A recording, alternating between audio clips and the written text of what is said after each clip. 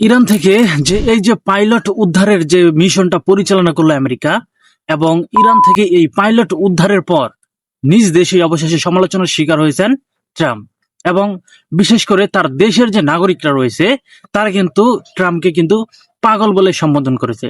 বিশেষ করে সবচাইতে একটা গুরুত্বপূর্ণ বিষয় হচ্ছে যে সিআই অ্যানালাইস্ট ল্যাডি জনসন আল জাজিরাকে বলেছেন যে F-15 শুটডাউন মূলত ছিল একটা ট্রেলার পরীক্ষা, এবং গ্রাউন্ড অপারেশন চালাতে, অর্থাৎ ইরানের বুকে যখন আমেরিকা গ্রাউন্ড অপারেশন চালালো বা চালাবে, এটা কতটা ভয়াবহ হতে পারে এবং কতটা সফল হবে ইরানের মাটিতে, এই কারণে কিন্তু তারা কিন্তু এই ধরনের উন্নত প্রযুক্তির F-15 কিন্তু পাঠিয়েছিল। এবং যেটাতে সম্পূর্ণরূপে বলা যায় যে ট্রাম্প এটাতে সম্পূর্ণরূপে ব্যর্থ হয়েছে, কারণ এত উন্নত প্রযুক্তির সকল সিস্টেম থাকা সত্ত্বেও এই প্রযুক্তির বিমানকে কিভাবে শুটডাউন করলো ইরান। এবং বিশেষ করে শুধু যে একটা যে শুটডাউন করেছে এমনটা কিন্তু না, মোটামুটি দুইটা শুটডাউন করেছে। এই যে এনালাইস্ট ল্যাডি জনসন যে বলেছেন যে এটা ছিল একটা ট্রেলার অথবা পরীক্ষা, এটা কেন বলেছেন তিনি? কারণ ট্রাম্প প্রশাসনের একটা সম্পূর্ণরূপে চিন্তা ভাবনা ছিল যে তারা ইরানে যদি এই ধরনের গ্রাউন্ড অপারেশন চালায় তাহলে আসলে এটাতে তারা কতটুকু সফল হবে, ইরানের কাছে কি পরিমাণে প্রযুক্তি রয়েছে যে তাদেরকে বাধা দিবে বা তাদেরকে আটকাবে। এই পরীক্ষাটা করতে গিয়েই কিন্তু সম্পূর্ণরূপে বলা যায় যে ট্রাম্প কিন্তু সম্পূর্ণরূপে ব্যর্থ হয়েছে।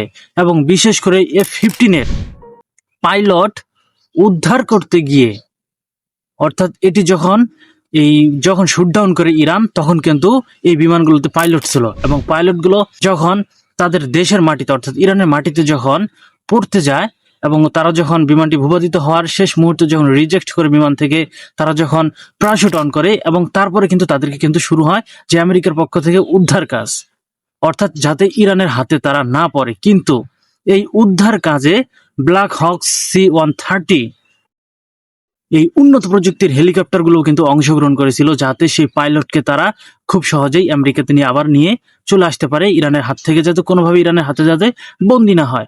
কিন্তু এমন একটি ঘটনা ঘটেছে যে ব্ল্যাক হক্স C-130 ও শুটডাউন করে দিয়েছে কে? ইরান।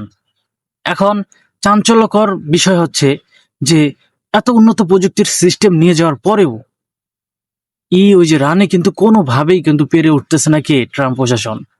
আসলে রানকে কোনোভাবেই হালকাভাবে নেওয়ার সুযোগ নেই। আর বিশেষ করে কালকে টুইটারে একটা পোস্ট করেছে কে? ট্রাম্প পোস্ট করেছে যে হরমুজ উদ্ধার নিয়ে বিভিন্ন ধরনের গালিগালাজও কিন্তু তিনি করেছেন, এবং এই গালিগালাজটা এমন যে তারা নাকি 2 দিনের ভিতরেই চাইলে হরমুজকে তাদের দখলে নিয়ে আসতে পারে। আমরা তো অনেকদিন থেকেই দেখতেছি যে নানা ধরনের আলটিমেটাম, নানা ধরনের ওয়ার্নিং, বিভিন্ন ধরনের সময়সীমা বেঁধে দেওয়া হচ্ছে, কিন্তু তারপরেও কিন্তু তারা কিন্তু হরমুজকে তাদের দখলে নিয়ে আসতে পারতেছে না ইরানের কাছ থেকে।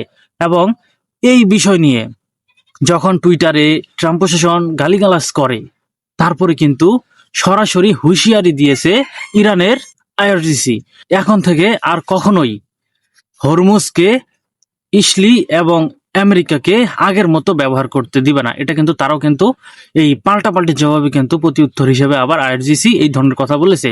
এবং সবচাইতে আরেকটা বিষয় হচ্ছে যে ফ্রান্সের মিডিয়া, যারা জীবনে কখনো ইরানের পক্ষে বা ইরানের ক্ষতি হয়েছে বা এই ধরনের কোনো কিছু নিউজ কিন্তু তারা কখনো প্রকাশ করেনি, আর এমনই একটি নিউজ প্রকাশ করেছে ফ্রান্সের 24 মিডিয়া, এবং প্রকাশ করেছে তারা যে কুয়েত থেকে নাকি ইরানে সফলভাবে আক্রমণ চালাচ্ছে কে?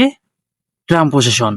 আর এই ধরনের তথ্য কিন্তু আমরা এর আগে কখনোই দেখিনি যে ইউরোপ মহাদেশের কোনো দেশ ইরানের আঘাত করতেছে বা এই ধরনের ইরানের ক্ষতি হয়েছে, এই ধরনের নিউজ কিন্তু কখনোই তারা করেনি। তার মানে একটা বিষয় আপনারা কি বুঝতে পারতেছেন যে ইউরোপ এখন আস্তে আস্তে কিন্তু ট্রাম্প প্রশাসনের বিরুদ্ধে না যেতে পারলেও তাদের এই ধরনের পদক্ষেপে ইউরোপ আসলে অতিষ্ঠ। আর এটাই হচ্ছে রানের কিন্তু একটা প্লাস পয়েন্ট। কেন? কারণ যদি ইউরোপ কখনো ইরানের পক্ষে বা ইরানের বিভিন্ন ধরনের ইস্যুতে যদি কথা বলা শুরু করে, তাহলে একটা সময় এই ধরনের কর্মকাণ্ডের কারণে ইউএস আম্পায়ারের কিন্তু পতন হতে পারে। এবং বর্তমানে কিন্তু এটাই লক্ষ্য করা যাচ্ছে যে মানে ট্রাম্পের আমেরিকার যে অর্থাৎ প্ল্যানগুলো রয়েছে সবকিছু কিন্তু ফলস করতেছে এবং ইরানে কিন্তু কোনোভাবেই সফল হতে পারতেছে না। ওই যে রানকে কোনোভাবেই হালকাভাবে নেওয়ার সুযোগ নেই নেই নেই বললেই চলে। আর বর্তমানে কিন্তু এই বিষয়টা অনেকটাই কিন্তু অনেক সিক্রেট একটা বিষয় হয়ে দাঁড়িয়েছে। অপরদিকে ইরান হালকাভাবে নেওয়ারও কোনো সুযোগ নেই। ইরানও তাদের সিদ্ধান্ত থেকে কখনোই সরে আসবে না। যদি সিদ্ধান্ত থেকে সরে আসে তাহলে ইরানের শর্তগুলো তো আপনারা অনেকেই জানেন, যে মধ্যপ্রাচ্য থেকে তাদের সকল সেনা প্রত্যাহার করতে হবে, মধ্যপ্রাচ্য থেকে তাদের সকল সেনা ঘাঁটি প্রত্যাহার করতে হবে, এমনকি মধ্যপ্রাচ্যের যত কার্যক্রম রয়েছে সবকিছু তাদের বন্ধ করে দিতে হবে। এটা আসলে আমেরিকার দ্বারা কখনো সম্ভব কিনা জানি না, তবে আমেরিকার সকল পদক্ষেপগুলো কিন্তু আস্তে আস্তে কিন্তু ফলস হয়ে যাচ্ছে, অর্থাৎ সবগুলো কিন্তু ভুল হয়ে যাচ্ছে। ইরানের হাতে কিন্তু সবকিছু কিন্তু আস্তে আস্তে কিন্তু ধরাশায়ী হয়ে যাচ্ছে। তবে শেষ পর্যন্ত কি হয় সেটা আসলে ভাবার বিষয়। আর বিশেষ করে আমি আপনাদেরকে প্রতিনিয়তই চেষ্টা করব সকল গুরুত্বপূর্ণ আপডেটগুলো দেওয়ার জন্য। যদি আমার এই ভিডিওটি আপনাদের ভালো লাগে অবশ্যই আমার চ্যানেলের সাথেই থাকবেন সাবস্ক্রাইব করে। সো আপনারা সকলেই ভালো থাকবেন। আল্লাহ হাফেজ।